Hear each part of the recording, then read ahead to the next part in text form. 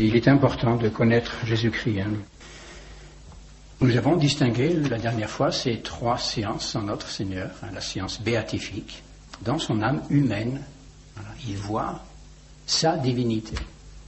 Voilà, il connaît sa divinité. Et puis la séance infuse ensuite, qui lui est communiquée par sa divinité, séance connaissance des mystères de Dieu, pour qu'il puisse les révéler aux hommes, les faire connaître aux hommes. Et puis ensuite, cette 3e séance, toujours selon sa nature humaine, séance acquise. C'est celle qu'il acquiert par le fonctionnement normal de sa sensibilité humaine, de son imagination, de sa mémoire, de son intelligence humaine, comme nous-mêmes. Nous acquérons nous aussi une science par l'expérience, etc. Eh bien, Jésus-Christ aussi. Et une autre question qui revient à ce que nous traitions la dernière fois, plus proprement, sur la question de la prière de notre Seigneur. Et il est sûr qu'il y a un mystère, ce sont les rapports de notre Seigneur et de Judas.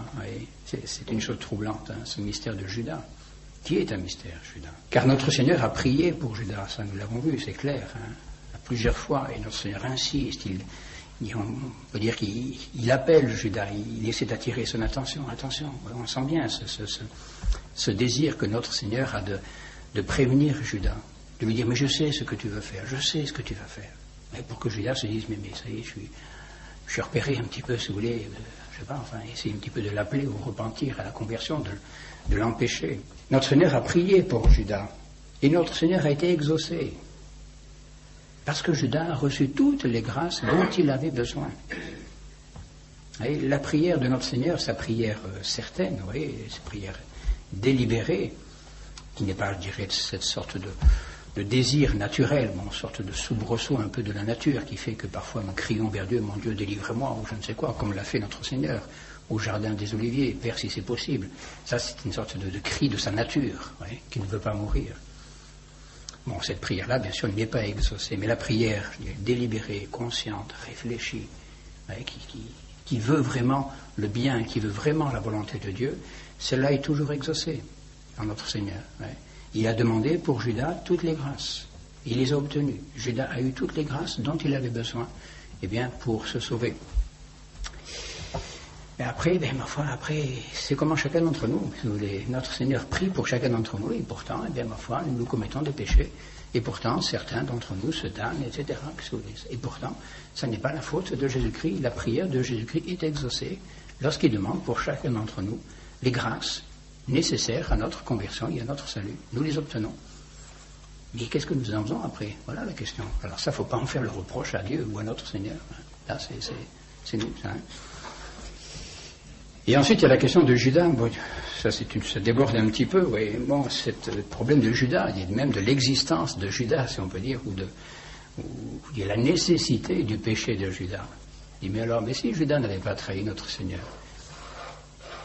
notre Seigneur ne serait pas mort sur la croix, et donc nous ne serions pas sauvés. Donc il fallait que Judas trahisse. Donc Judas, le pauvre vieux, il est en enfer, alors que, un petit peu, c'est le bon Dieu, presque un petit peu, qui l'aurait forcé à aller en enfer, parce qu'il fallait que Judas trahisse notre Seigneur. Non, c'est pas vrai. Il fallait que Jésus-Christ, bien sûr, meure sur la croix. Mais je dirais, la façon dont il serait conduit à la croix, ma foi, ça pouvait varier. Il y avait beaucoup de façons pour lui d'être pris, arrêté et crucifié. Il n'était pas forcément nécessaire qu'il y ait cette trahison de Judas. D'autant plus que les Juifs savaient très bien, ils savaient, ça fait assez longtemps que Jésus-Christ vivait au milieu d'eux, ils savaient très bien où ils pouvaient l'attraper et ne pas l'attraper. Donc, ils auraient pu l'attraper à un autre moment, à une autre occasion. Donc Judas n'a pas été déterminé, obligé à trahir notre Seigneur. Il l'a fait librement, il l'a fait volontairement. Il n'était pas obligé de le faire. Et cela a été permis tout simplement par Dieu. Ça a été permis par Dieu. Dieu l'a laissé faire, comme étant un moyen pour la rédemption, pour le salut des hommes. Voilà, permis par Dieu, tout simplement. Et puis il faut faire attention aussi que le plus grand péché de Judas, le vrai péché de Judas, ça n'est pas la trahison. C'est pas la trahison. C'est pas vrai, ça. Bon, je ne dis pas que ce soit bien de trahir, ça c'est clair. Mais ce n'est pas cela qui est le péché, je dirais, le vrai péché de Judas. Donc avoir trahi notre Seigneur pour permettre la rédemption, en soi, c'était tout à fait pardonnable. Et regardez Saint-Pierre, hein. Bon, ce n'est pas peut-être une trahison proprement, mais renier son maître comme il l'a fait, c'est quand même pas brillant. Hein. Oui, c'est extraordinaire. Hein. Bon, mais seulement qu'est-ce qui s'est passé? C'est qu'après Saint-Pierre, il est allé pleurer sa faute. Il a pleuré sa faute et puis il a été pardonné. Voilà, ça va bien ça. Ça va bien. Mais Judas, il n'a pas pleuré.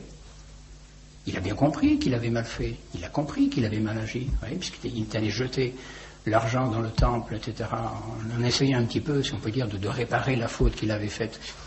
Donc il a bien vu qu'il avait mal agi. Il a donc même un certain remords, un repentir de sa faute. Oui. Et où est le péché de Judas? Eh bien, c'est qu'il n'a pas cru à la miséricorde. Voilà. Il n'a pas cru que Jésus-Christ pouvait lui pardonner. Alors que Jésus-Christ ne demandait que ça. Jésus-Christ ne demandait qu'à lui pardonner. Il priait pour lui, précisément. Oui. Jésus-Christ ne cessait de prier pour Judas, et Judas n'a pas cru. Il a manqué. En fait, il a péché contre l'espérance. Oui. Désespoir, c'est un péché contre l'espérance.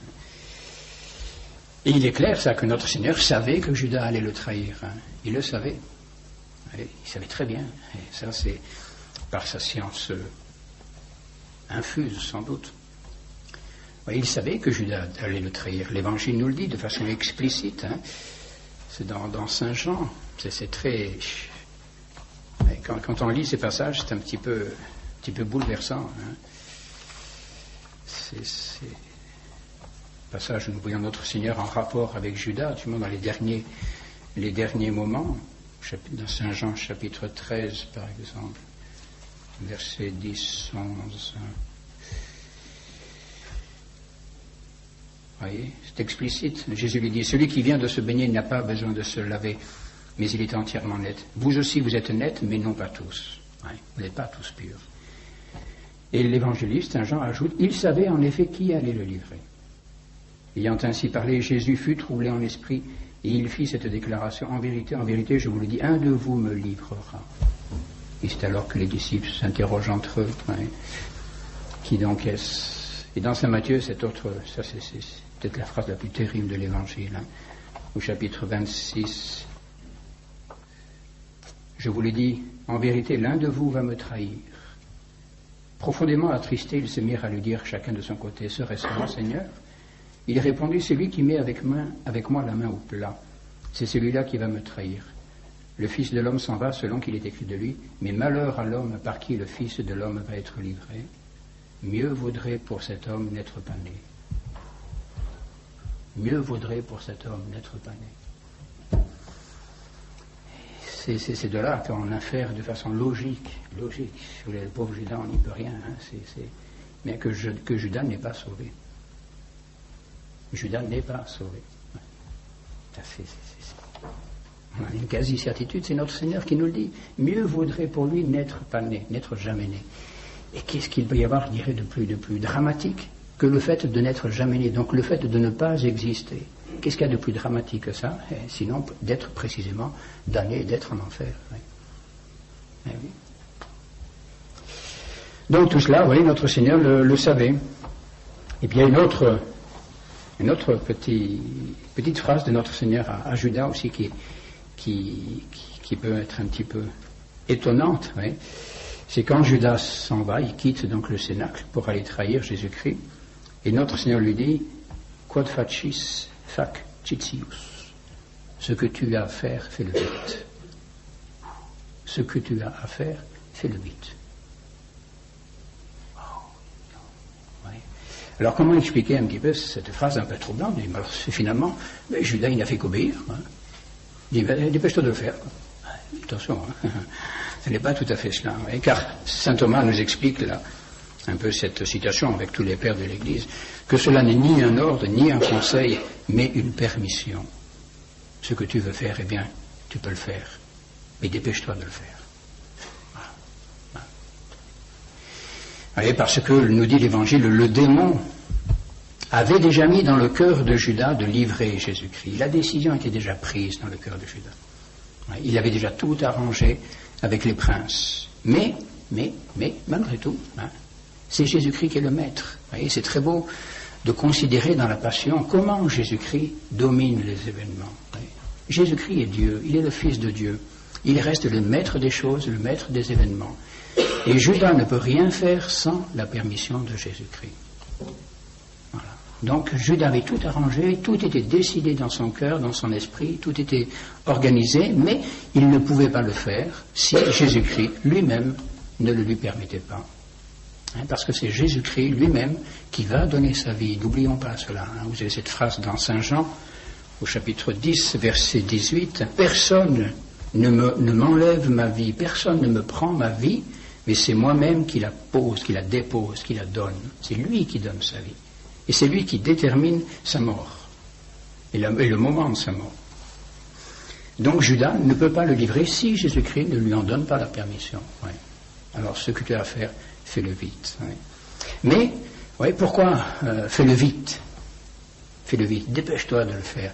Eh bien, parce que Jésus-Christ est brûlé tout le long de l'Évangile. On le sent cela par ce désir de son heure. Il est tendu vers son heure, il a soif de son heure. Hein. J'ai désiré d'un grand désir manger cette Pâque avec vous, etc. Tout le temps, on le sent, je dirais, il a hâte un petit peu d'opérer notre salut. Hein. Et bien c'est pourquoi il dit à Judas, mais dépêche-toi de le faire, car l'heure est venue, alors ne traîne pas. Voilà, que je puisse enfin dire à mon Père au nom des hommes que je l'aime, et dire aux hommes au nom de mon Père que mon Père les aime. Voilà. Il a soif de cette heure de la croix, cette heure où il va bien précisément réaliser cet acte sacerdotal par excellence. Hein. C'est celui du calvaire, celui de la croix. Voilà quelques petites explications, petits compléments d'explications sur ce que nous avons déjà considéré, et ça nous conduit donc tout naturellement, après ces considérations sur la prière de Jésus-Christ, à considérer ce que nous aurions dû considérer la fois précédente, mais comme je suis trop bavard, ouais, eh bien c'est la question du sacerdoce de notre Seigneur. Hein. Le sacerdoce est une chose qui est magnifique, bien sûr, hein, surtout, bien sûr, pour un prêtre, que de parler, de considérer le sacerdoce de Jésus-Christ. Et c'est une chose importante pour vous, hein, pour les fidèles, je crois, de connaître et de comprendre un peu ce qu'est le sacerdoce de notre Seigneur, parce que l'Église est essentiellement sacerdotale. Et je crois que si l'Église connaît une crise épouvantable aujourd'hui, eh bien c'est parce qu'on n'a pas compris ce qu'était le sacerdoce. Oui, c'est là la clé de tout. Hein. Une méconnaissance ou un mépris, peut-être, je ne sais pas, je ne veux pas être trop sévère, mais du sacerdoce, de ce qu'est le sacerdoce. Peut-être à cause d'une méconnaissance de ce qu'est le sacerdoce en notre Seigneur Jésus-Christ. Oui. Pourquoi c'est important, je crois, de considérer un petit peu ce qu'est le sacerdoce du Christ. Alors saint Thomas d'Aquin, bien sûr, examine cette question-là. Hein, il se pose un certain nombre de questions. Est-ce qu'il convenait que le Christ fût prêtre? Est-ce qu'il convenait qu'il soit prêtre et victime? Ouais, c'est surtout ces deux questions-là que nous considérerons parce que ce sont les plus importantes. Ouais. Et la question du sacerdoce, eh bien, se ramène à la question de la vertu de religion. La vertu de religion, qui est une vertu qui relève d'une autre vertu plus importante encore, la vertu de justice. La vertu de justice. Et nous vivons dans un monde qui est profondément injuste. Injuste. Le monde où nous vivons ne connaît plus la véritable justice. Il ne sait plus ce qui est dû et à qui c'est dû. Il ne sait plus, le monde ne sait plus qu'il a des devoirs envers Dieu. Et c'est ça la vertu de religion. La vertu de religion, c'est cette vertu qui nous incline à rendre à Dieu les devoirs que nous lui devons, simplement. Le culte, l'honneur, la louange, l'action de grâce que nous lui devons, parce qu'il est notre Créateur, parce qu'il est notre Père, parce que sans lui, nous n'existerions pas. Et il est évident qu'étant dans une telle dépendance par rapport à Dieu, mais nous avons envers lui des devoirs. Des devoirs. Mais c'est une chose que le monde ne sait plus. C'est un monde injuste, qui ne veut plus rendre à Dieu ce qui lui est dû. Un monde injuste, donc un monde irreligieux, un monde impie, au sens propre du mot, sans piété filiale, oui, justement, il ne sait plus aimer son père, etc. Un monde irrespectueux. On ne respecte plus les choses, les personnes, l'autorité, les gens constitués en dignité, on ne respecte plus rien. Ouais. Et un monde ingrat, ingrat, un monde qui ne sait plus dire merci. C'est vrai ça, même chez les enfants. Eh oui, on ne sait plus dire merci, c'est terrible ça. C'est invraisemblable. Et ça, d'où ça vient? Mais ça vient justement de la Révolution, bien sûr, et notamment, eh bien, je dirais, de cette nouvelle religion des droits de l'homme. Voilà, les droits de l'homme. Il est évident que si j'ai des droits, et si je suis le seul à avoir des droits, pourquoi voulez-vous que je dise merci à quelqu'un? Aucune raison. Au contraire, c'est aux autres à me considérer avec beaucoup de vénération et être bien content que je m'occupe d'eux. Ouais. Pourquoi voulez-vous que j'ai quelques respect pour les autres si je n'ai que des droits, si je n'ai aucun devoir? Ouais.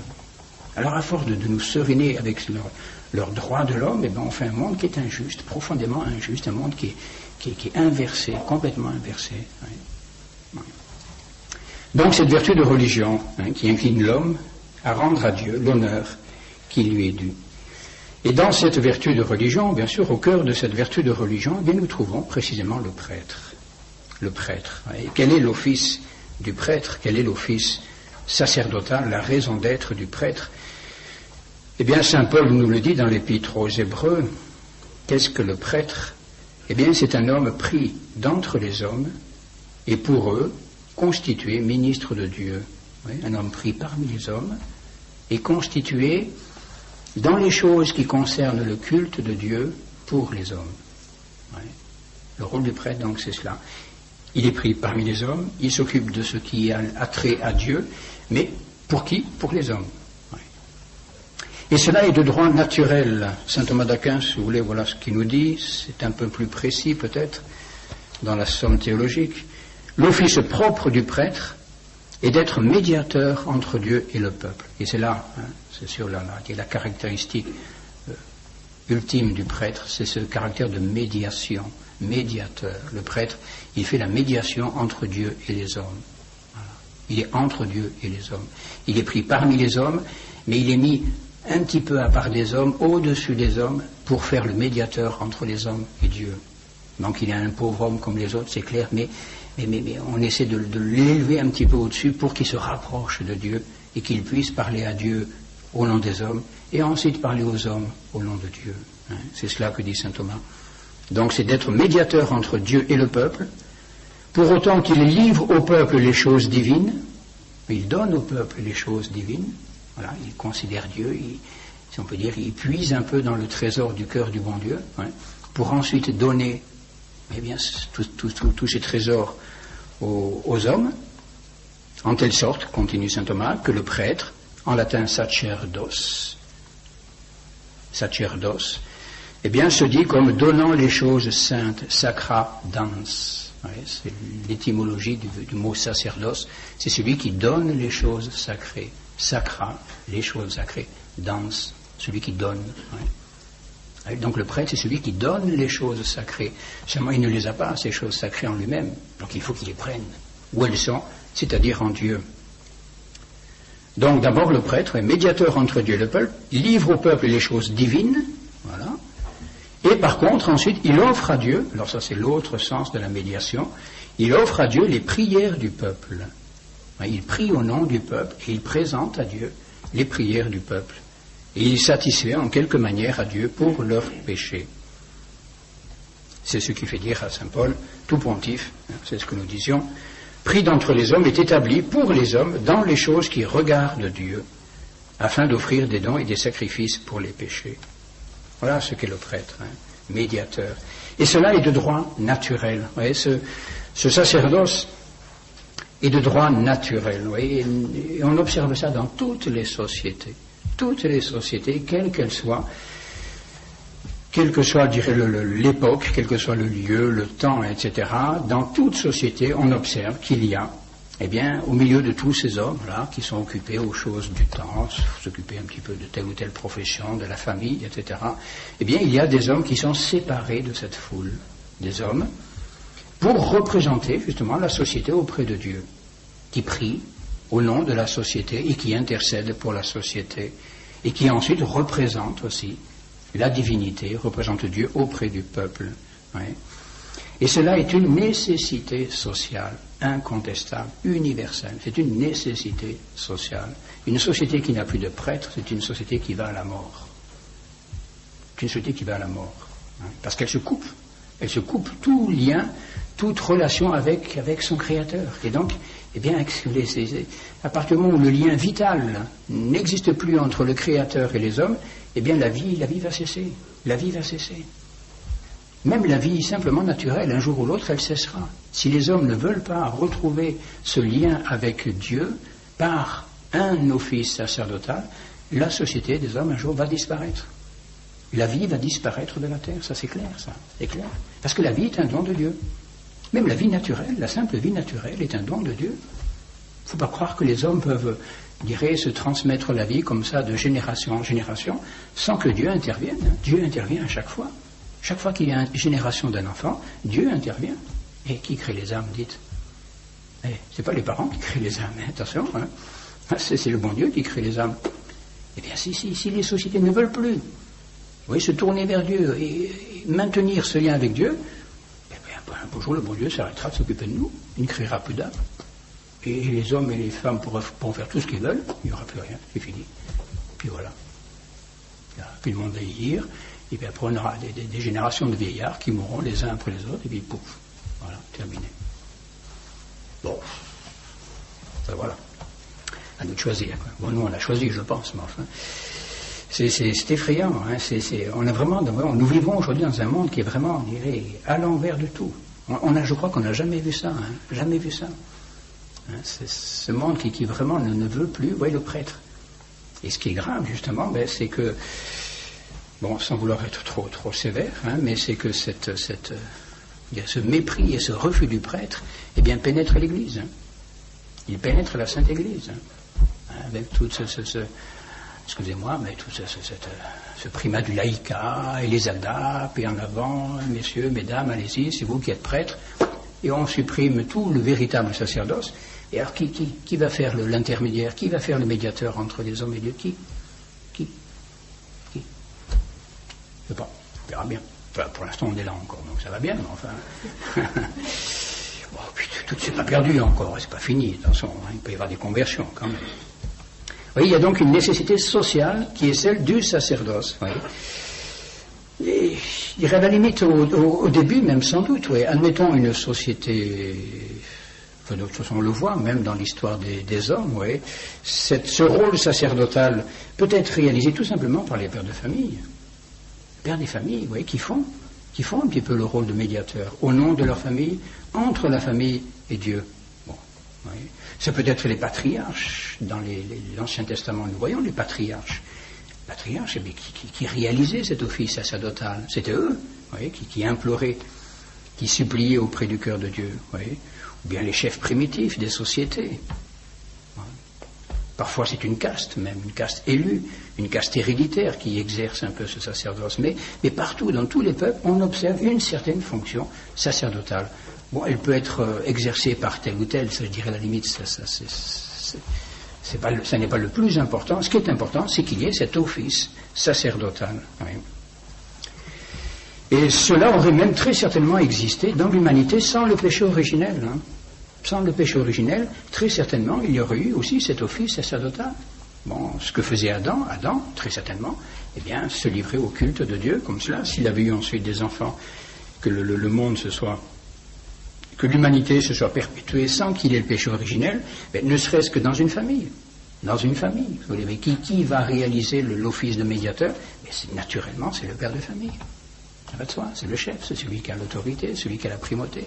C'est lui qui va réaliser ce rôle de médiateur. Même indépendamment du péché originel. Dans une société donc innocente, société innocente, l'homme demeure malgré tout un être social. Donc il faut une certaine organisation, un certain ordre et donc des chefs.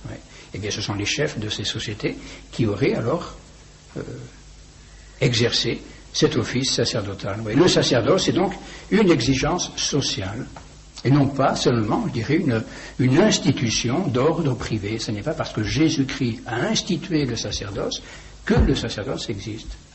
Le sacerdoce a toujours existé.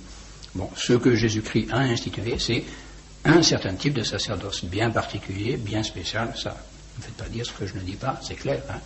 Mais avant lui, il y avait déjà un certain office sacerdotal. Oui. Et ce qu'il faut retenir, donc, c'est que le rôle propre du sacerdoce et du prêtre, eh bien, c'est donc d'être médiateur, de donner Dieu aux hommes, et donner les hommes à Dieu. Ouais, ce que dit ici le Père Lieberman, par exemple. La fonction du prêtre étant d'être médiateur entre Dieu et les hommes, il a donc deux fonctions à remplir. Voilà les deux fonctions sacerdotales essentielles. La première, représenter les hommes auprès de Dieu et les réconcilier avec lui, donc implorer, prier auprès de Dieu pour les hommes, pour les réconcilier avec lui. Et la seconde, de représenter auprès des hommes le Dieu de toute sainteté, et représenter Dieu auprès des hommes, afin de répandre sur eux ses faveurs, les attirer à lui, les mettre en communication avec lui et les remplir de sa vie et de sa sainteté. Vous voyez, deux fonctions sacerdotales, du médiateur. Oui.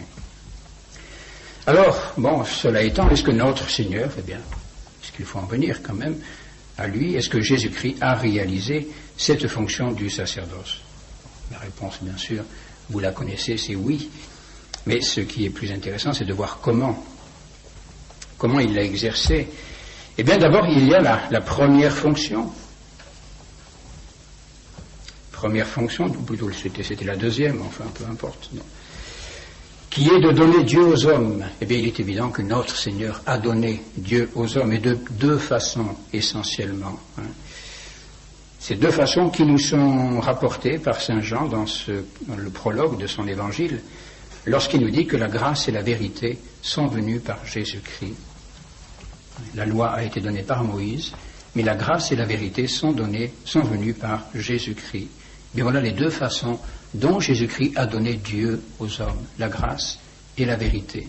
La vérité, mais par son enseignement, l'annonce du royaume de Dieu, l'annonce de la promulgation des commandements de la loi nouvelle. Bon, ce sermon sur la montagne, nous en avons parlé l'année dernière, ce sermon sur la montagne, tous ces chapitres de saint Matthieu, tout ce qu'on appelle la loi nouvelle. Ouais. Mais voilà la première façon dont Jésus-Christ a donné Dieu aux hommes. Cette loi nouvelle qui est, rappelez-vous, la grâce du Saint-Esprit donnée aux fidèles, aux croyants, par la foi au Christ. Ouais. Voilà la première façon dont Jésus-Christ nous a donné Dieu, nous a donné la divinité, par l'annonce du royaume de Dieu, par tout son enseignement, l'évangile, si vous voulez. Et une deuxième façon pour notre Seigneur de nous donner Dieu, bien sûr, eh bien, c'est la grâce. La grâce et la vérité sont venues par Jésus-Christ. Donc la vérité par l'évangile, la loi nouvelle, mais également la grâce. Cette grâce que Jésus-Christ nous a donnée par la vertu de son humanité unie au Verbe. Il donne aux hommes la grâce sanctifiante. Cette grâce sanctifiante dont nous avons déjà parlé, c'est une chose qu'on a du mal à réaliser, c'est clair. Cette grâce sanctifiante qui est une participation à la nature divine. Et tant qu'on n'a pas compris ça, je crois qu'on n'a rien compris à la religion catholique. Ouais. La grâce sanctifiante qui est une participation à la nature divine. Quand je suis en état de grâce, eh bien, j'ai en moi, effectivement, la nature divine. Je suis devenu d'une certaine façon, d'une certaine manière, de la nature de Dieu. C'est invraisemblable. Je suis, bon, attention, n'exagérons pas, mais j'ai en moi quelque chose de Dieu. Je ne suis plus un homme normal, un homme naturel, je le suis toujours, bien sûr, mais j'ai en plus autre chose. J'ai en moi la divinité. Je ne suis pas Dieu, attention, je ne suis pas le bon Dieu, je suis toujours un pauvre homme. Mais j'ai en moi quand même quelque chose de Dieu. Eh oui, je participe à la nature de Dieu. Eh oui, aux dignités du chrétien, disait saint Léon. Eh oui, ce n'est pas, je dirais, une sorte de chose qui est plaquée comme ça, ce n'est pas du plaqué or, un petit peu qu'on nous met sur l'âme. Non, non, c'est notre âme qui véritablement est transformée. Substantiellement, la substance de notre âme est d'une certaine façon divinisée. Eh oui. Magnifique, ça. C'est ce que dit Saint Pierre. Ouais. Saint Pierre, Jésus-Christ nous a appelés par sa propre gloire et par sa vertu, lesquelles nous assurent de sa part les plus grandes et les plus précieuses promesses, afin que par elles, vous deveniez participants de la nature divine. Participants de la nature divine.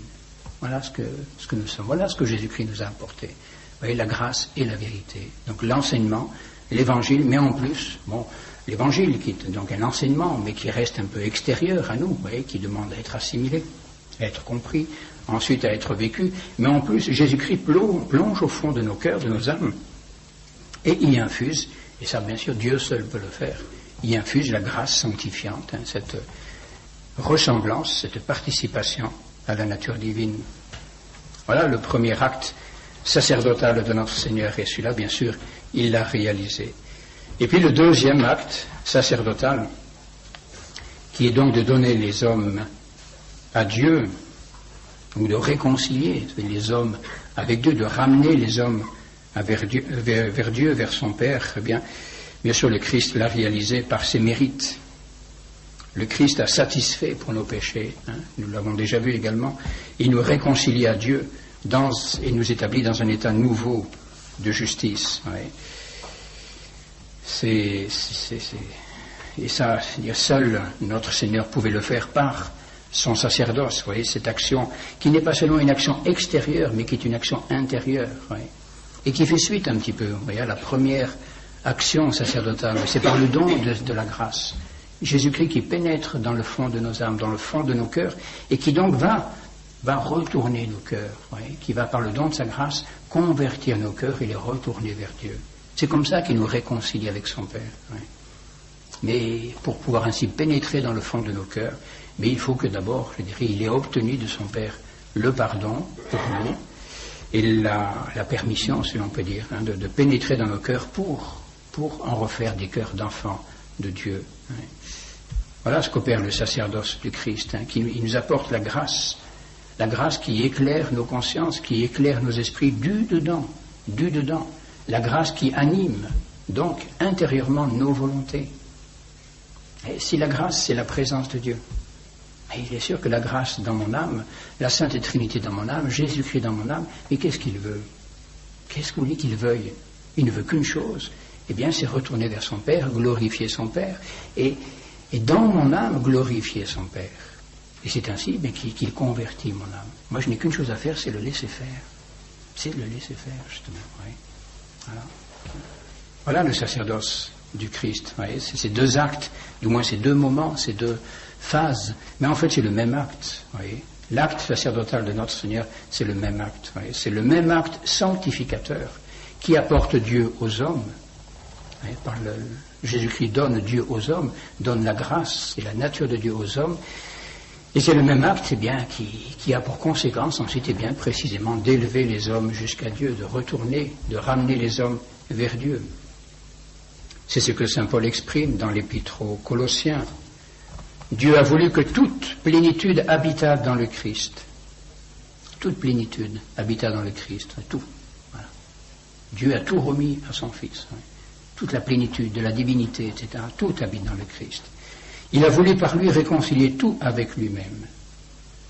Et vous qui étiez autrefois étrangers et ennemis par vos pensées et par vos mauvaises œuvres, il vous a maintenant réconciliés par la mort de son Fils en son corps charnel pour vous faire paraître devant lui saint, immaculé et sans reproche. Voilà ce qu'il a opéré, le Christ, par son sacerdoce, à nous faire paraître devant Dieu saint, immaculé et sans reproche. Oui. En nous donnant Dieu, et par ce don de Dieu, eh bien, en nous donnant à Dieu. Ouais. Magnifique, ça. Voilà l'effet du sacerdoce du Christ, et qui est exclusif au Christ. Seul le Christ peut faire ça. Seul l'homme, vous voyez, cet homme qui est Dieu. Et pourquoi il est important de connaître, vous voyez, le mystère du Christ, vous voyez, quoi qu'en dise Luther, cet abominable Luther. Oui, il est important de comprendre, oui, ce mystère du Christ autant que nous le pouvons.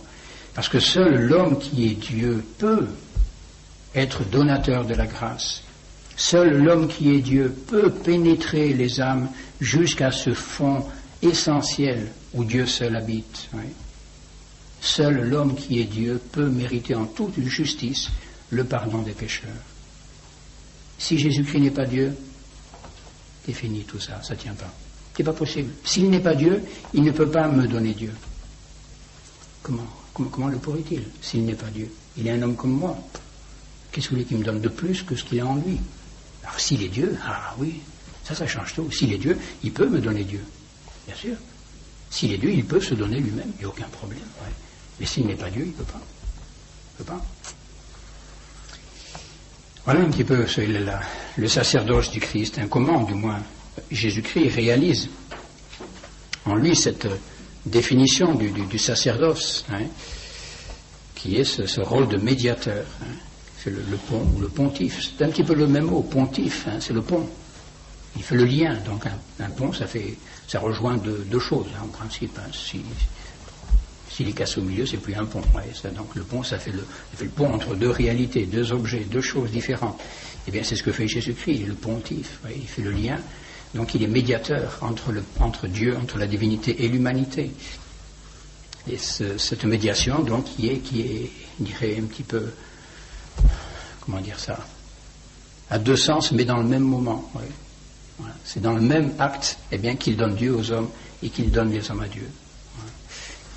Et cette fonction sacerdotale suppose, bien sûr, pour que Jésus-Christ puisse exercer ce sacerdoce, cela suppose chez lui une certaine consécration. Bien sûr, il faut qu'il soit consacré. Toute la vie de notre Seigneur est occupée aux affaires de Dieu, aux affaires de son Père. Nous le voyons bien, rien ne l'intéresse que les affaires de son Père. Et c'est ce qu'il dit à ses parents, à Jérusalem. Mais pourquoi me cherchiez-vous? Ne saviez-vous pas que je devais être aux affaires de mon Père? Oui. Donc bien sûr, Jésus-Christ s'est occupé toute sa vie des affaires de son Père. Mais oui, si nous ne voyons Jésus-Christ que, je dirais, dans la considération de ses activités, je pense que nous ne comprendrons pas ce qu'est le sacerdoce du Christ, parce que ce n'est pas simplement une consécration de ses activités. Il ne faut pas penser, il ne faut pas croire que Jésus-Christ n'a fait que consacrer ses activités, ses occupations au service de son Père. Non, Jésus-Christ est consacré prêtre d'une manière beaucoup plus profonde, d'une manière substantielle. C'est la substance de son être qui est consacrée par son sacerdoce, qui est sacerdotal. Ouais. Et nous aurions du mal, je pense, à imaginer que le Christ soit occupé aux affaires de ce temps. Un Christ occupé à gérer des affaires sociales, à faire de la politique, à gouverner des armées, ou je ne sais pas quoi, tout ça. On ne voit pas très bien de quoi il s'occupera là. Il le peut, bien sûr. Il aurait très bien pu le faire, ça c'est évident. Étant Dieu, il pourrait très bien, et cela il lui appartient, ça c'est clair, puisqu'il nous dit même que tout pouvoir lui a été donné au ciel et sur la terre. Donc il a tout pouvoir, toute autorité, donc il pourrait effectivement s'occuper de tout, et traiter toutes les affaires temporelles, toutes les affaires terrestres. Là, il ne faut pas l'oublier, cela. Bon, petite allusion, comme ça en passant. C'est ce pouvoir, cette autorité de l'Église sur les affaires temporelles, sur les choses temporelles, il ne faut pas l'oublier, ça. Si l'Église est le corps mystique de Jésus-Christ, l'Église a la même autorité que Jésus-Christ et elle a toute puissance sur la terre et sur les choses temporelles elles-mêmes. L'Église a autorité sur les choses du temps. Jésus-Christ a tout pouvoir sur la terre et l'Église a donc tout pouvoir sur la terre. L'Église peut donner des ordres aux fidèles dans les choses du temps, les choses temporelles, les choses de la cité, etc. L'Église le peut et même elle le doit. Jésus-Christ a tout pouvoir sur la terre et l'Église a donc tout pouvoir sur la terre. Oui, tout ce qu'il fait engage la divinité. Et donc c'est pourquoi son existence sur la terre, ne peut pas, je dirais, s'occuper de ce qui n'a trait qu'aux affaires simplement matérielles. Oui, bon, il est Dieu. Et son humanité est substantiellement consacrée par l'union au Verbe. Oui. C'est différent, bien sûr, que de ce qui se passe chez nous, pauvres prêtres humains. Et chez nous, nous sommes hommes, etc. Et puis un beau jour, pouf, voilà, on nous donne une grâce supplémentaire qui vient s'ajouter à notre nature, qui est la grâce sacerdotale. Mais la grâce sacerdotale en notre Seigneur, ce n'est pas du tout cela. Ce n'est pas quelque chose qui vient se surajouter. C'est quelque chose qui constitue Jésus-Christ dans son être même. Ouais. Par le mystère de l'union, c'est dans l'union hypostatique. Vous avez cette nature humaine qui est assumée dès le moment de sa création par la nature divine, par la personne divine, et c'est dans cette assomption, cette union de cette prise en charge de la nature humaine par la divinité que s'opère la consécration sacerdotale. Oui. Donc en fait, la consécration sacerdotale de l'humanité de Jésus-Christ n'est rien d'autre, oui, eh bien que la prise en charge de son humanité par la divinité. Dans le moment même où l'humanité est prise par la divinité, elle est consacrée. Elle est consacrée, prêtre. Elle est médiatrice. Oui. Par le seul fait de l'union des deux natures, eh bien l'union des deux natures fait que la nature humaine devient médiatrice. Voilà, ça y est. Elle est au contact de la divinité, elle est en union avec la divinité, mais elle est humaine. Donc, elle fait le pont. Elle est médiatrice entre l'humanité et la divinité, par le seul fait de l'union. Ouais. Donc la grâce sacerdotale, le sacerdoce de Jésus-Christ, est quelque chose de substantiel en lui. C'est ce qui le constitue dans son être même. Jésus-Christ est substantiellement, ontologiquement, dites comme vous voudrez, ça c'est, prenez le mot le plus barbare que vous voudrez, est essentiellement prêtre. Ce n'est pas quelque chose de rajouté à sa nature, cela appartient à sa nature, à son être même. Il est prêtre. Il est le Christ. Le Christ. Il n'est pas un Christ parmi d'autres, il est le Christ, le seul à avoir reçu l'onction de la divinité. Oui. L'onction sacerdotale, en Jésus-Christ, eh bien c'est ça, c'est l'onction de la divinité, cette humanité qui est prise en charge par la divinité. En nous autres, eh bien c'est très différent, bien sûr. Pour nous, le sacerdoce est une participation à cette grâce d'union, cette grâce sacerdotale, mais bien sûr qui ne produit pas la même réalité substantielle qu'en Jésus-Christ. Il est le prêtre par excellence. C'est pourquoi toute sa vie sera une vie sacerdotale. Puisque son être est sacerdotal, toute sa vie sera sacerdotale et tous les actes de sa vie seront des actes sacerdotaux. Tous les actes de sa vie seront des actes sacerdotaux. C'est pourquoi Jésus-Christ ne peut pas, je dirais, s'occuper de choses mesquines. Non pas que ces choses-là soient illégitimes, il faut bien que certains s'en occupent, mais ce n'est pas au prêtre à s'en occuper. Hein. Et surtout au souverain prêtre, il est consacré, toute sa vie est sacerdotale. Et c'est le même mystère que doit reproduire le prêtre que nous sommes, nous, les prêtres que nous sommes, dans nos vies sacerdotales. Nous sommes consacrés. Et normalement, bien toutes nos activités doivent être sacerdotales. Toutes nos activités, les plus légères soient-elles, les plus minimes soient-elles, devraient être également des activités sacerdotales. Et des activités, eh bien, qui mettent en relation l'humanité et la divinité. Bon. Ben, vous voyez qu'il faut prier pour nous. Hein. Eh oui. Bon, pour Jésus-Christ, bien sûr, c'était dans sa nature même, dans son être même, dans sa substance. Donc, il était porté, bien sûr, par tout son être. Pour nous, c'est un peu plus difficile. Il y a un combat, bien sûr, à mener contre cette vilaine humanité qui veut toujours nous faire redescendre vers le bas. Hein. Bien. Prions pour les prêtres. Hein. Et Jésus-Christ est donc le prêtre, le grand prêtre, le souverain prêtre. Il n'y a pas d'autre prêtre que lui. Hein. Bien sûr, on nous donne à nous le nom de prêtre, mais en fait, nous ne sommes des prêtres que ministres, que vicaires. Et le prêtre, c'est Jésus-Christ. Le sacerdoce, il n'y a qu'un sacerdoce, c'est le sacerdoce de notre Seigneur Jésus-Christ qu'il nous communique. Il nous communique le pouvoir de son sacerdoce, mais le sacerdoce est à lui. Et le sacerdoce qui est en nous, il n'est pas à nous. Il est en moi peut-être, mais il n'est pas à moi. Il est à lui. C'est son pouvoir à lui, dont il me confie la gestion.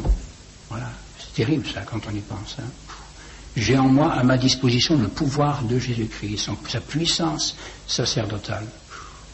Il est prêtre dans son humanité et non pas dans sa divinité, hein, bien sûr.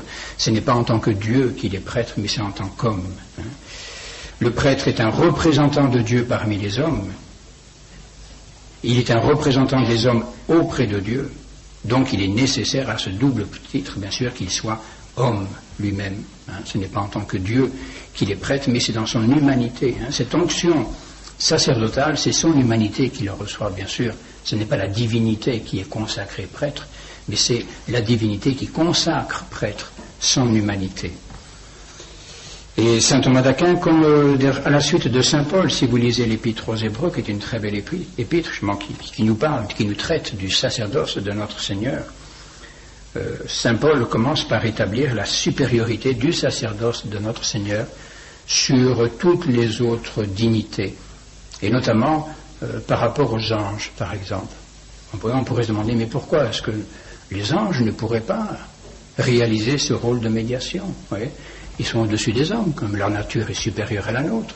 Ils sont inférieurs à Dieu, mais voilà, ils sont entre les deux, c'est très bien, ils peuvent faire la médiation entre les deux, et non, ça ne marche pas. Bien sûr, les anges peuvent exercer un certain pouvoir hiérarchique, oui, agir au nom de Dieu auprès des hommes, ça c'est clair, bien sûr. Hein.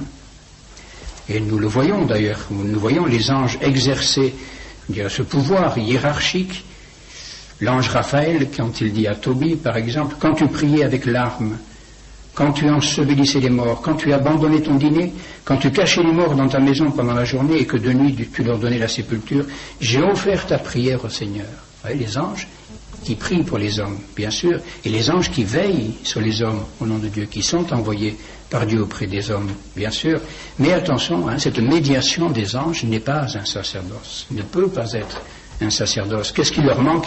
Eh bien, il leur manque deux choses. Il leur manque le caractère divin et il leur manque aussi le caractère humain. Ils ne sont ni Dieu ni homme. Donc ils ne peuvent pas faire véritablement, vous voyez, cet office sacerdotal de médiation entre Dieu et les hommes. Ils sont auxiliaires du sacerdoce du Christ, mais ils ne peuvent pas être prêtres. Et ils ne sont pas Dieu, donc ils n'ont pas ce caractère divin, donc ils ne peuvent pas donner Dieu aux hommes, pas plus qu'ils ne peuvent exercer ce ministère, vous voyez, auprès des hommes qui n'appartient qu'à l'homme. Voyez. Ce qui manque également aux anges, vous voyez, eh bien c'est cette nature humaine qui les rendrait aptes à exercer ce pouvoir sacerdotal parmi les hommes.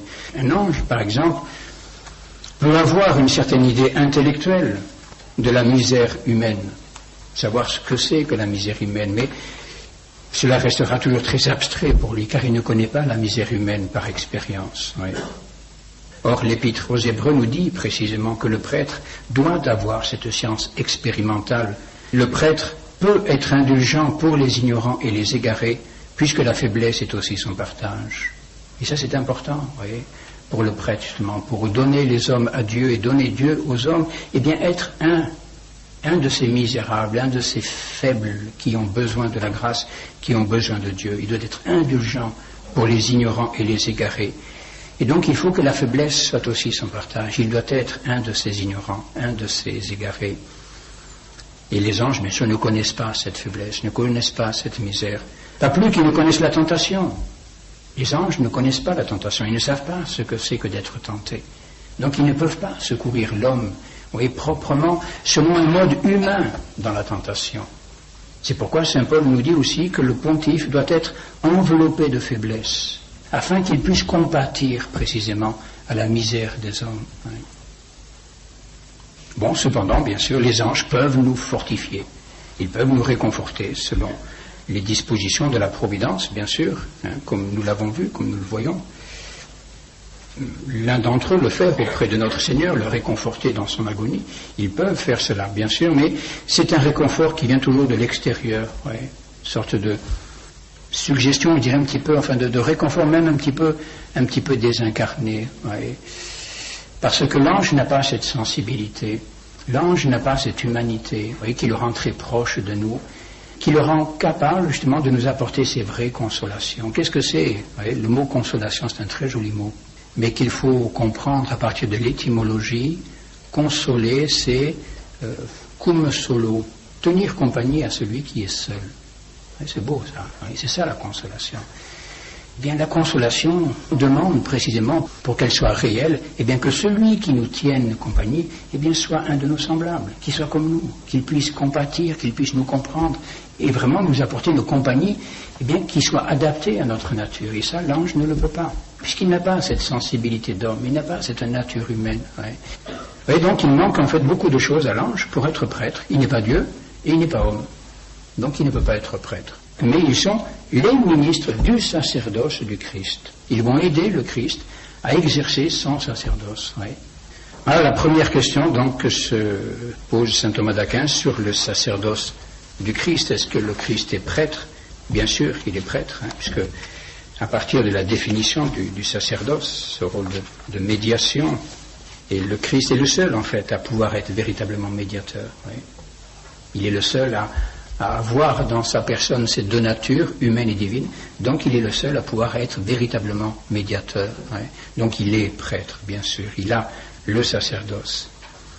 Et puis ensuite, autre question, mais qui est celle précisément du sacrifice du Christ, que saint Thomas d'Aquin formule d'une façon un petit peu étonnante, du moins qui peut étonner.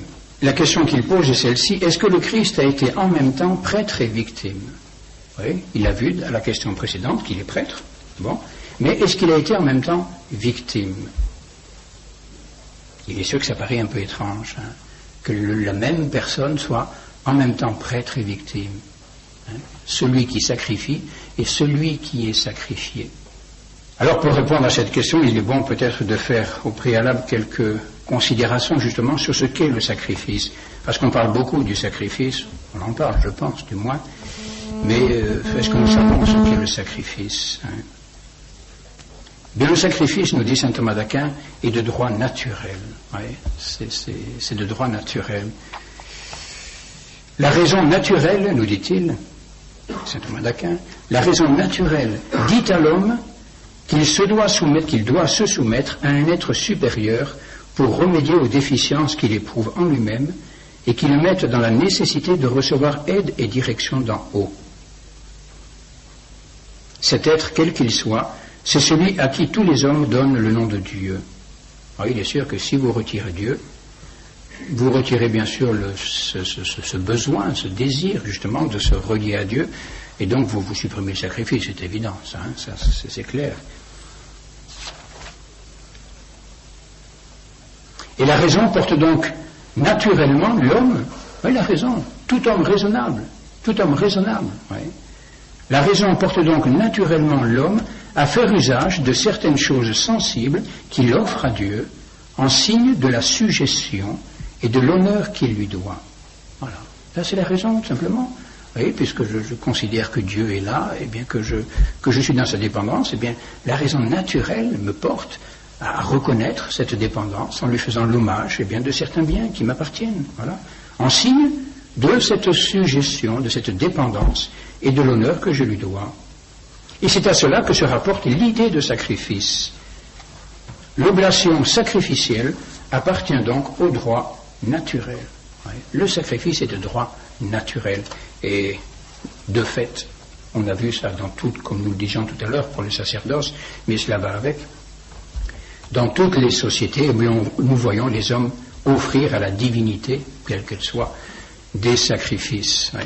Et le mot sacrifice est un mot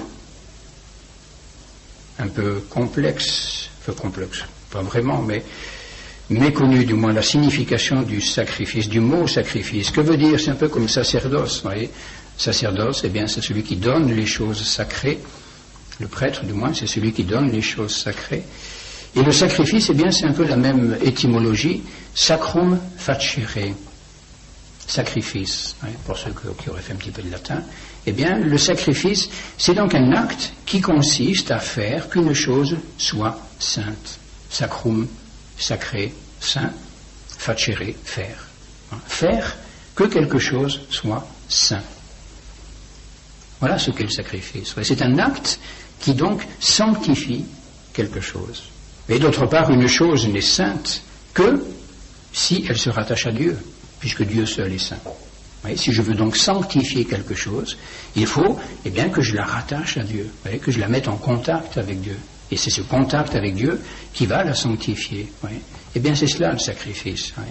C'est mettre une réalité, une chose, bon, en contact avec la divinité pour qu'elle devienne sanctifiée, qu'elle devienne sainte. Et donc le sacrifice, dans son tout premier sens, doit s'entendre de l'acte qui fait qu'un esprit créé s'unit à Dieu.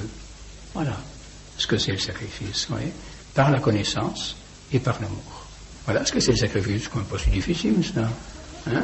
Vous voyez, mais attendez, c'est pas fini. Hein. Ça, c'est le sens premier du mot sacrifice. Et c'est vrai, vous voyez, sacrum facere, chaque fois que mon esprit s'attache à Dieu, eh bien, il est sanctifié, voilà, par le contact avec Dieu. Voilà, je le sacrifie. Et c'est parfois un sacrifice. penser à Dieu, faire 10 minutes, un quart d'heure d'oraison. Quelle est la chose qui doit être sanctifiée au premier chef, sacrifiée donc au premier chef? C'est précisément, c'est notre âme, c'est notre esprit. Eh bien, le sacrifice, donc au premier sens, c'est cela. C'est cet acte d'union de l'esprit créé à Dieu par la connaissance et par l'amour. Et donc tout ce qui contribuera à réaliser cette union à Dieu, eh bien, méritera le nom de sacrifice. Tout ce qui contribuera, aidera, permettra à l'esprit de s'unir ainsi à Dieu, méritera le nom de sacrifice. Alors, il y a plusieurs façons, justement, à ce moment-là, de voir le sacrifice dans la création. L'ange au paradis offre à Dieu un sacrifice. Et qu'est-ce qu'ils offrent à Dieu comme sacrifice? C'est leur louange, leur action de grâce, dans laquelle, eh bien, toute leur nature se porte vers Dieu. Voilà. C'est un sacrifice. C'est le seul sacrifice dont les anges soient capables. Sacrifice d'action de grâce, sacrifice de louange, d'adoration. Voilà un beau sacrifice. Oui. L'homme, avant le péché, offrait un sacrifice qui était à peu près le même. Oui. Le même que celui des anges. L'homme n'ayant pas péché, n'avait qu'une chose à faire vis-à-vis de Dieu, eh bien, c'était le louer, lui rendre grâce, l'adorer. Voilà. Il n'avait pas à lui demander pardon, il n'avait pas à expier, à réparer. Et après le péché, alors c'est là précisément bien que la loi du sacrifice va être un petit peu, et même beaucoup, modifiée, c'est qu'après le péché, cette nécessité d'adorer, de rendre grâce, de louer Dieu, va se voir adjoindre une part nouvelle qui est la nécessité de satisfaire, la nécessité d'expier et de réparer après le péché. Vous voyez, mais cette part, cette dimension réparatrice, expiatrice du sacrifice, eh bien, n'intervient qu'en raison du péché. Oui, s'il n'y a pas le péché, vous avez l'adoration, l'action de grâce. Et ça, vous l'aurez toujours. Tout sacrifice comportera nécessairement ces deux réalités. Et la partie ensuite de propitiation, d'expiation, de réparation, elle n'intervient qu'en raison du péché. Et cela, c'est une nécessité absolue. Et donc, je dirais, ce côté un peu pénitentiel, douloureux, véritablement douloureux du sacrifice, eh bien, n'intervient qu'en raison du péché. Si l'homme n'avait pas péché, le sacrifice serait demeuré sur la terre, bien sûr, il aurait continué à offrir des sacrifices, mais qui n'auraient été que des sacrifices d'action de grâce, d'adoration et de louange. Ouais. Et, bon, vous connaissez, je pense, les 4 finalités du sacrifice. On apprend ça au catéchisme. Les 4 finalités on applique ça, bien sûr, principalement au sacrifice de la messe. Les 4 buts, finalités du sacrifice de la messe. Première finalité, c'est la finalité latretique. C'est l'adoration. Voilà. Le culte de latrie, oui, tout simplement. C'est l'adoration, mais tant un petit mot savant, ça fait bien. Hein. Bon, c'est l'adoration, donc voilà. Et c'est la première finalité du sacrifice de la messe, c'est l'adoration, le culte d'adoration. Tout honneur et toute gloire. Voilà. Première chose. La deuxième finalité, c'est la finalité eucharistique. Alors, c'est déjà un peu plus, ça dit quelque chose, un peu plus, ça. Eucharistique, mais attention, Eucharistie, ça veut dire action de grâce. Action de grâce. Hein. Donc, première finalité, adoration. Deuxième finalité, action de grâce. Et ensuite, vous avez 2 autres finalités, mais qui, elles, n'interviennent qu'en raison du péché. La troisième finalité, celle qui est refusée par les protestants, notamment, eh bien, c'est la finalité propitiatoire. Propitiation, où Dieu prend pitié. Ouais, c'est cette expiation, réparation. Ouais. On expie, il faut expier nos fautes, il faut réparer le désordre, il faut réparer nos fautes. Ouais. Et cela, bien sûr, cette dimension propitiatoire du sacrifice n'a de raison d'être qu'en raison du péché. Et puis la 4e finalité, c'est la finalité impétratoire, ou la demande. Voilà. Hein. On demande à Dieu les biens dont nous avons besoin. Ouais. 4 finalités du sacrifice de la messe. Et il est évident qu'aujourd'hui, précisément, en raison de l'état de péché, c'est surtout, par cette part propitiatoire, satisfactoire, que se notifie le sacrifice. Hein. Le sacrifice, aujourd'hui, dans notre état de péché, connote de façon nécessaire et essentielle, je dirais, cet aspect de retranchement. Il faut retrancher quelque chose de tout ce à quoi nous sommes attachés, de tout ce que nous aimons, pour pour réparer, justement. Ouais. Il s'agit de nous arracher un petit peu à cette nature. Donc il faut retrancher quelque chose pour nous retourner vers Dieu. Et c'est pénible, c'est douloureux, bien sûr. Et parce que nous sommes complètement collés, retournés vers les choses de la terre. Ouais. Et donc, vous voyez, cette louange, cette action de grâce qui était spontanée, qui était facile à nos premiers parents, bien sûr, eh bien, nous, quant à nous, aujourd'hui, nous est douloureux. Et c'est pourquoi le sacrifice implique cette part de retranchement, cette part de douleur et de souffrance. Ouais.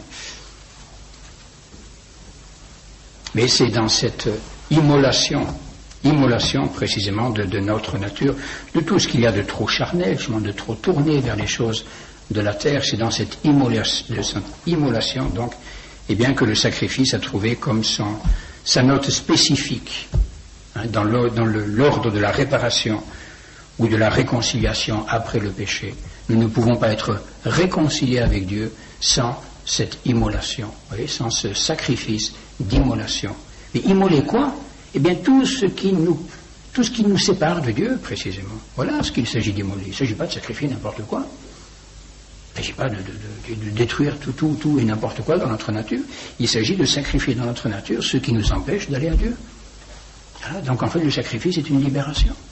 C'est une libération. Voilà, je permets à mon esprit, eh bien, de se retourner vers Dieu, de le connaître et de l'aimer. Dio gratias. Vive le sacrifice. Vive le carême. Ah, il dit bien, quoi. Eh oui. C'est vrai, c'est vrai. Alors donc, si après ces considérations sur le sacrifice, eh bien, qu'en est-il précisément de notre Seigneur Jésus-Christ? A-t-il été également victime? Donc la question que se posait saint Thomas, c'est celle-ci. Bon, qu'il soit prêtre, ça va bien, nous l'avons vu, il est médiateur, oui.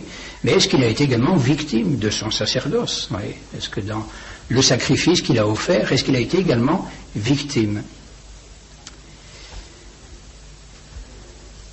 Eh bien, il faut dire d'abord, bien sûr, que nous savons qu'il a été victime, mais ce qu'il faut considérer d'abord, peut-être, c'est, bon, rapidement, mais ça je pense que vous l'avez compris, je dirais c'est la valeur infinie, hein, précisément de la victime, qui a été offerte par notre Seigneur. Hein. Jésus-Christ a été l'hostie la plus précieuse qu'on puisse offrir à Dieu. Qu'est-ce que vous voulez offrir de plus beau, de plus grand, de plus saint, de plus pur, de plus immaculé, de plus sans tache, hein, que la nature humaine de Jésus-Christ, car bien sûr, c'est dans son humanité qu'il a été victime, pas dans sa divinité. Oui. Mais c'est dans son humanité qu'il est prêtre. Oui. Tout cela, oui, ce mystère du sacerdoce, c'est dans l'humanité toujours. Hein. Il est prêtre dans son humanité, il est victime également dans son humanité. Et Jésus-Christ est donc la victime, l'hostie la plus précieuse qui ait jamais été offerte à son Père. Dire, bon, souvenez-vous un petit peu de tout ce que nous avons pu dire, hein, sur la grandeur de Jésus-Christ. Mais il a été donc prêtre sacrificateur et en même temps victime sacrifiée. Oui, victime sacrifiée. Alors c'est là, bien sûr, que certains peuvent achoper un petit peu, dire, mais enfin, alors s'il est à la fois le prêtre et la victime, ça veut donc dire qu'il s'est tué lui-même. C'est donc un suicide. Écoutez, non. Est-ce que Jésus-Christ s'est suicidé? Non. Il ne s'est pas tué lui-même. Alors s'il ne s'est pas tué lui-même, il n'y a pas identité, voyez, dans le sacrifice du prêtre et de la victime. Alors c'est là précisément le mystère. Voyez, c'est que dans ce sacrifice de la croix, nous disons, et cela est de foi, qu'il y a identité entre le prêtre et la victime. Alors s'il y a identité entre le prêtre et la victime, c'est donc le prêtre qui s'est tué lui-même. Non. Et nous savons très bien qu'à la croix, Jésus-Christ ne s'est pas tué lui-même. Voyez. Alors, comment pouvons-nous dire qu'il est à la fois le prêtre et la victime? Je dirais qu'il soit la victime, je crois, c'est peut-être encore la chose la plus simple à comprendre. Hein. Victime de Ponce Pilate, victime des Juifs, victime des soldats romains, il a été mis à mort, crucifié. Bon, nous voyons bien qu'il est victime. Mais est-ce qu'il est victime de son propre sacerdoce? Oui, c'est là un petit peu le mystère. Est-ce qu'il a véritablement exercé une causalité efficiente? Est-ce que c'est lui qui a opéré son sacrifice? Eh bien oui, car il l'a voulu. Il a voulu. Même s'il ne l'a pas fait directement, il ne s'est pas tué lui-même, il a permis qu'on le tue. Et on ne l'a tué que parce qu'il a voulu. que parce qu'il a voulu. Nous le disions tout à l'heure, nous évoquions tout à l'heure justement ce passage de l'Évangile qui est la solution à cette question. Le Père m'aime parce que je donne ma vie afin de la reprendre. Personne ne me l'ôte, mais je la donne de moi-même. J'ai le pouvoir de la donner et j'ai le pouvoir de la reprendre. Et oui, ce sacrifice dans lequel le Christ est immolé, c'est un sacrifice qui est volontaire. Il est mort comme il l'a voulu, quand il a voulu. Il a déposé son âme entre les mains de son Père au moment précis qu'il avait choisi de toute éternité. Et quand il a dit « Père, je remets mon âme entre vos mains », eh bien c'est lui qui a décidé à ce moment-là, eh bien de mourir. On ne l'a pas tué. On l'a tué. Ouais, on l'a tué. D'accord, attention, il ne s'agit pas de dire qu'on ne l'a pas tué, mais c'est lui qui a donné sa vie. Vous avez donc, si vous voulez, concordance tout simplement de deux volontés. Volonté de ses bourreaux de le mettre à mort, et Jésus-Christ les a laissés faire, parce que lui voulait également donner sa vie à son Père. Donc ce que lui a réalisé, Jésus-Christ, et c'est pourquoi il est prêtre et victime, eh bien c'est qu'il a donné lui-même sa vie, il a arraché donc à un certain moment son âme à son corps, pour la remettre entre les mains de son Père, et ça c'est lui qui l'a voulu. Mais ce qu'il a laissé, si vous voulez, un petit peu à la responsabilité et à la liberté de ses bourreaux, c'était la façon dont ils allaient le conduire jusqu'à cette heure-là. Là, il les a laissés faire. Donc ils sont responsables, et ils sont coupables de ce qu'ils ont fait à Jésus-Christ. Donc ils sont responsables de ses souffrances et de sa mort, mais c'est Jésus-Christ quand même qui l'a voulu. Ils n'ont fait cela que parce qu'il l'a voulu, que parce qu'il l'a permis, mais c'est lui qui, de façon ultime, a consenti à cette mort, a voulu cette mort et a donné son âme à son Père. Ouais. Il a consenti à une violence qu'il aurait pu empêcher. Il aurait pu l'empêcher tout cela, ouais, mais il a voulu laisser faire. Ouais. C'est pourquoi eh bien, le sacrifice de sa vie est pleinement volontaire. Ouais. Il est à la fois prêtre et victime. Il est victime, mais il est prêtre. C'est lui qui offre son sacrifice. Ouais. Les bourreaux n'offrent pas un sacrifice. Ouais, les soldats romains qui sont là, les juifs qui sont là, n'offrent pas un sacrifice. Ils commettent un meurtre, un homicide, un déicide même. Il n'y a rien à faire, ça. Ils n'offrent pas un sacrifice. Ouais. Car leur intention n'est pas du tout de rendre gloire à la divinité. Loin de là, en faisant cela. Ils n'offrent pas un sacrifice. Leur but n'est pas justement d'unir leur âme à Dieu, absolument pas, au contraire, ils sont en haine de Dieu, en révolte contre Dieu. Donc ils n'offrent pas un sacrifice. Et pourtant c'est un sacrifice, parce que Jésus-Christ, lui, offre son sacrifice. Ouais. Et c'est le seul sacrifice qui puisse être aujourd'hui agréé de Dieu, le seul sacrifice agréé et agréable et agréé à Dieu. L'homme ne peut plus rien offrir à Dieu qui lui soit agréable. Ce n'est pas la peine qu'il se casse la tête avec le pain de la terre ou le fruit du travail des hommes ou je ne sais quoi. Le bon Dieu n'en a rien à faire. Ça ne l'intéresse pas. N'intéresse pas. Oui. Dieu ne considère qu'une offrande, aujourd'hui il ne veut plus considérer qu'une seule offrande, c'est celle de son Fils. Voilà. Cette offrande que Jésus-Christ a réalisée une fois pour toutes et que les prêtres, eh bien, représentent, sans la répéter, bien sûr, il ne s'agit pas on ne peut pas refaire ce qui a été fait une fois pour toutes par Jésus-Christ. Ce que font les prêtres, c'est de rendre présent ce sacrifice, rendre présente cette offrande de Jésus-Christ. Mais les prêtres ne renouvellent pas, on ne répète pas le sacrifice. Ça, c'est tout le mystère de la messe. Mais à part cela, plus rien n'intéresse le bon Dieu. Dieu ne peut plus rien considérer. Et saint Thomas d'Aquin, au sujet de ce sacrifice, voici un petit peu ce qu'il dit, pour résumer un petit peu tout cela. Tout sacrifice visible est le sacrement ou le signe sacré du sacrifice invisible. Il est bien évident que tout ce que nous offrons de façon extérieure à Dieu, nous offrons ceci, cela, ou même, je dirais cela, nous le vivons déjà dans nos rapports humains, lorsque nous faisons un cadeau à quelqu'un. Bon, c'est pourquoi faire, c'est pas tellement pour lui offrir une pendule ou je sais pas quoi, bon, peut-être qu'il y a ça, mais c'est surtout, je dirais plutôt le symbole, ce que ça signifie comme amour, comme affection, comme comme amitié, etc. Et donc le sacrifice visible est toujours le signe sacré du sacrifice invisible. Et c'est cela, bien sûr, qui plaît à Dieu. Ce n'est pas tellement la chose qu'on lui offre que ce qui est signifié, représenté par cette réalité qu'on lui offre. Oui. Or, le sacrifice invisible, oui, nous revenons à ce que nous disions, consiste en ce que l'homme offre son esprit à Dieu. Voilà le sacrifice invisible que Dieu attend de nous, c'est que nous lui offrions notre esprit à Dieu. Il suit de là, c'est une phrase importante celle-là, vous voyez, bon, qui résume un peu ce que nous disons sur le sacrifice, que tout ce qui est offert à Dieu dans le but que l'esprit de l'homme se porte vers lui, oui, tout ce qui est offert à Dieu, donc avec l'intention de permettre à l'esprit humain de se porter vers lui, tout cela peut être appelé du nom de sacrifice. Oui. Tout ce qu'on offre à Dieu pour porter notre esprit vers lui, tout cela peut porter le nom de sacrifice. Et précisément, l'homme a besoin du sacrifice à un triple titre, 3 titres. Besoin du sacrifice. L'homme a besoin du sacrifice. Et oui. Premièrement, en vue de la rémission du péché, qui le détourne de Dieu. Le péché nous détourne de Dieu, et il faut donc racheter, convertir. Hein, bon, donc il faut offrir un sacrifice. Secondement, afin que l'homme se conserve dans la grâce. Donc d'abord, il s'agit d'obtenir la rémission du péché. Deuxièmement, il faut se conserver dans la grâce. Il faut donc, si vous voulez, renouveler, répéter, maintenir cette adhésion de notre cœur à Dieu. Hein, donc que l'homme se conserve dans la grâce, adhérant toujours à Dieu en qui sa paix et son salut consistent.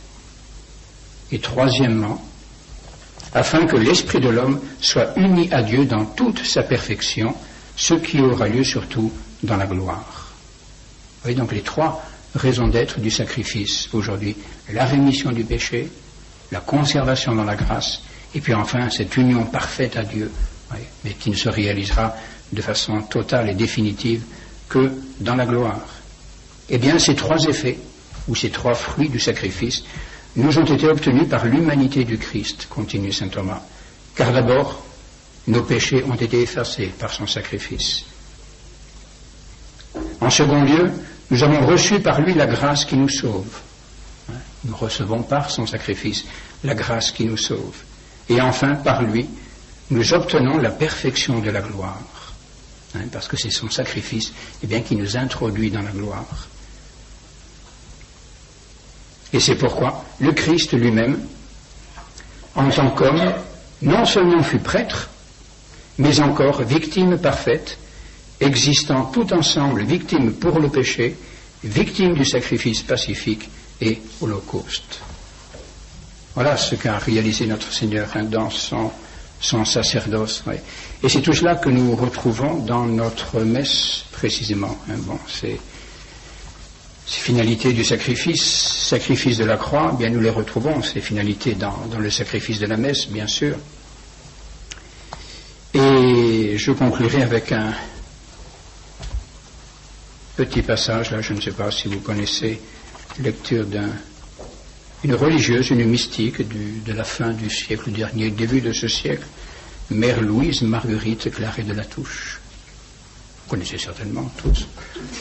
Et c'est dommage, c'est magnifique, très beau. Elle a eu, semble-t-il, mais je crois que c'est vrai, des messages du Sacré-Cœur qui ont complété un peu ceux qu'avait reçus Sainte Marguerite Marie, mais des messages du Sacré-Cœur plus proprement destinés aux prêtres.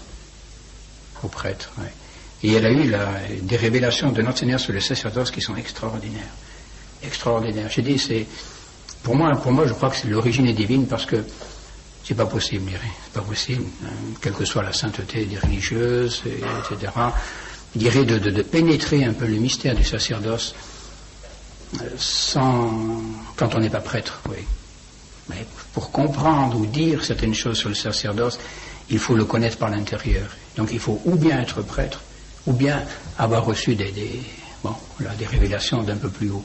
Et elle dit des choses sur le sacerdoce qui sont trop vraies, trop belles, trop profondes, pour que ça ne vienne pas justement du ciel, je crois. Bon, enfin ça c'est une autre question. Et là, elle a quelques considérations justement sur le sacerdoce. Ouais. Bon, ce mystère du sacerdoce qui appartient à notre Seigneur, mais qui se reproduit quand même dans ces pauvres prêtres que nous sommes. Hein. Et voici ces considérations qu'elle fait pour montrer, bon, je pense que vous l'avez quand même, hein, c'était tout le combat de Monseigneur dans sa fraternité, un combat pour le sacerdoce, hein, donc je pense que vous avez un petit peu ce sens, ce culte du sacerdoce, malgré les misères et les faiblesses des prêtres. Et ça, c'est autre chose. Il faut avoir le culte du sacerdoce. Hein. Vraiment un sens profond de ce qu'est le sacerdoce et de la nécessité du sacerdoce. Hein. Et ne pas justement nous laisser peut-être arrêter par les défauts, les travers, ou ceci ou cela. Qu'est-ce que vous voulez ? Oui. Ce que je dis tout le temps. Mais aussi longtemps qu'on prendra les prêtres parmi les fidèles, mais si vous voulez, il y aura des cloches chez nous, qu'est-ce que vous voulez faire? Bon, on a nos défauts, qu'est-ce que vous voulez faire? Il faudra des murailles à part, vous voyez, pour qu'il y ait des prêtres parfaits, mais qu'est-ce que vous voulez? Bon, on essaye, mais qu'est-ce que ça? C'est difficile quand même. Bon, alors il faut avoir un petit peu de compassion hein, pour vos prêtres. Hein. Mais avoir quand même, malgré tout cela, donc le culte hein, du sacerdoce. Hein. Et c'est tout notre combat. Hein. Notre combat, le combat de Monseigneur de la fraternité, est un combat pour le sacerdoce. Hein. Pour le sacerdoce. Donc les séminaires, etc. c'est le sacerdoce. Hein. Parce que l'Église sans sacerdoce, c'est fini. Nous le disions tout à l'heure hein, au sujet de la société, de l'humanité. Une humanité qui n'a plus de sacerdoce et qui n'offre plus un culte à Dieu, elle est vouée à la mort. La mort temporelle et la mort éternelle. Et une Église sans sacerdoce, c'est une Église qui est morte. Elle est morte. Et on veut nous faire une église de mort. Une église sans prêtre. Mais qu'est-ce que c'est? C'est pas l'église de Jésus-Christ, ça. C'est pas vrai. C'est pas vrai. C'est l'église de l'homme, peut-être, mais c'est pas l'église de Christ. Bon, enfin, calmons-nous. Voici ce que dit donc cette brave religieuse-là, sainte. Non, elle n'est pas sainte, mais enfin. Bon. Le cœur du Christ se découvre à nous, etc. Bon, attendez voir.